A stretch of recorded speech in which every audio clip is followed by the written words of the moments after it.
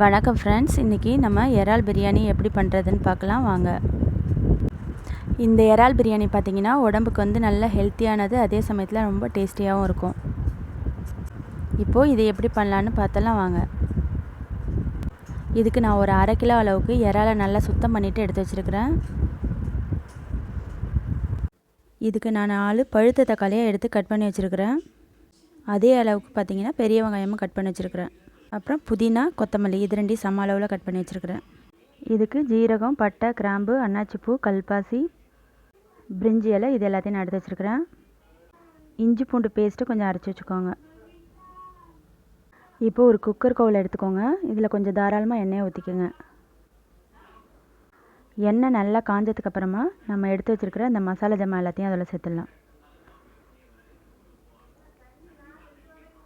இது எல்லாம் கொஞ்சம் நல்லா பொன்னுறவில் வறுத்ததுக்கப்புறமா வெங்காயத்தை சேர்த்துருங்க.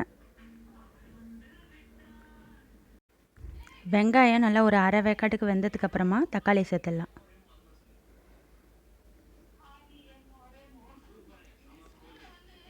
பாருங்கள், வெங்காயம் ஒரு பாதி அளவுக்கு வெந்துருச்சு. இப்போ தக்காளி சேர்த்துடலாம்.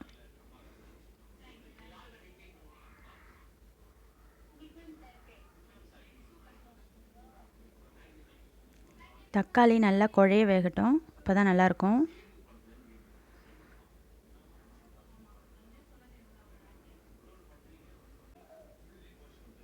இப்போது நம்ம இறாலை சேர்த்துடலாம். இதில்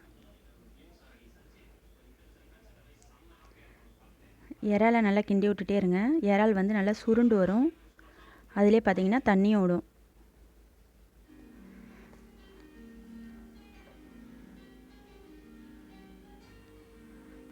இப்போது இந்த ஸ்டேஜில் இஞ்சி பூண்டு பேஸ்ட்டு சேர்த்துடலாம். இப்போது இது நல்லா அந்த பச்சை வாசனை போகிற அளவுக்கு நல்லா வதக்கி விட்டுட்டே இருங்க. பச்சை வாசனை நல்லா போனதுக்கப்புறமா புதினா, கொத்தமல்லியை இதோடு சேர்த்துடலாம். நான் கொஞ்சம் புதினா, கொத்தமல்லி அதிகமாக தான் எடுத்து வச்சுருக்கிறேன். நீங்கள் இது சேர்க்கக்குள்ளே நல்ல வாசனை வரும். இதில்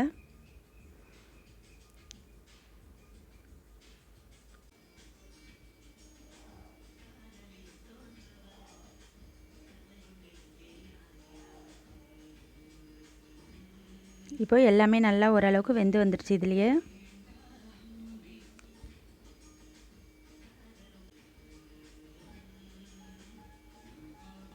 நான் 2 டம்ளர் அளவுக்கு அரிசி எடுத்துருக்கிறேன். 1 டம்ளருக்கு நீங்கள் 1.5 டம்ளர் அளவுக்கு தண்ணி சேர்த்துக்கோங்க. இப்போ நான் இதுக்கு கொஞ்சம் மிளகாத்தூள் சேர்த்துக்கிறேன். நீங்கள் இன்னும் காரம் அதிகமாக சேர்க்கணும் அப்படின்னு நினச்சிங்கன்னா உங்களுக்கு தேவையான அளவுக்கு பச்சை மிளகாய் இதை கட் பண்ணி போட்டுக்கோங்க. அப்படி இல்லைன்னா 1 ஸ்பூன் அளவுக்கு தனி மிளகாத்தூள் சேர்த்துக்கோங்க. இதுக்கு தேவையான அளவுக்கு உப்பு சேர்த்துக்கோங்க. இப்போது இது எல்லாத்தையும் நல்லா ஒரு கிண்டி விட்டுட்டு ஒரு கொதி வந்ததுக்கப்புறமா நம்ம கிளஞ்சி வச்சுருக்கிற இந்த அரிசி இதோடு சேர்த்துடலாம்.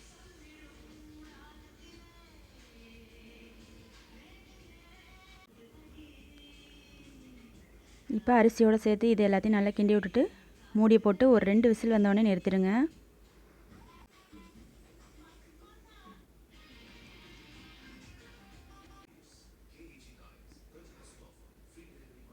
இப்போது இது வெந்துட்டான்னு ஓப்பன் பண்ணி பார்க்கலாம். இப்போ பாருங்கள், வெந்துருச்சு. இப்போது ஒரு அகலமான பாத்திரத்தை எடுத்துக்கோங்க. இதில் கொட்டிட்டு நல்லா கிளறி விட்டுருங்க. இது எல்லாம் மேலே வந்து நிற்கும், அந்த தக்காளி வெங்காயம்லாம். இதில் பார்த்தீங்கன்னா கலர் என்ன டார்க்காக இல்லையேன்னு நினைக்காதீங்க. நீங்கள் இதில் தனி மிளகாய் தூள் சேர்த்திங்கன்னா பார்த்தீங்கன்னா ரெட் கலரில் நல்லா டார்க்காக தெரியும். டேஸ்ட் பார்த்தீங்கன்னா நல்லா சூப்பராக இருக்கும். இந்த வீடியோ உங்களுக்கு பிடிச்சிருந்துன்னா லைக் பண்ணுங்கள், கமெண்ட் பண்ணுங்கள், ஷேர் பண்ணுங்கள். கூடவே சப்ஸ்கிரைப் பண்ணுங்கள். அப்போ தான் நான் போடுற வீடியோ உங்களுக்கு கிடைக்கும். இப்போ தான் முதல் முறையாக என்னோடய வீடியோ பார்க்குறீங்கன்னா சப்ஸ்கிரைப் பண்ண மறந்துடாதீங்க. இதே போல் நீங்களும் செஞ்சு பார்த்துட்டு எனக்கு கமெண்ட் பண்ணுங்கள். நன்றி.